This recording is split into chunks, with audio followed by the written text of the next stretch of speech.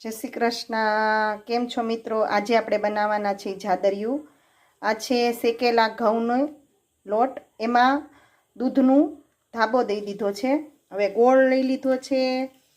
હવે એમાં આપણે નાખશું ઘી. આમાં ઘી ઝાઝા પ્રમાણમાં જોઈએ છે.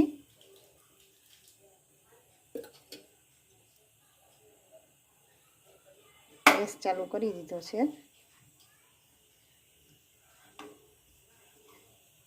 હવે જેમ આપણે લાપસીને કરતા હોય એવી રીતના જ કરવાનું છે.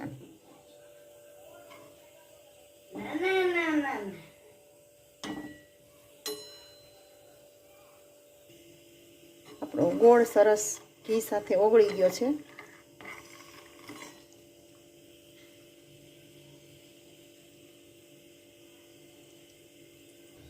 તમે જોઈ શકો છો, આવું જ આપણે જોઈએ છે.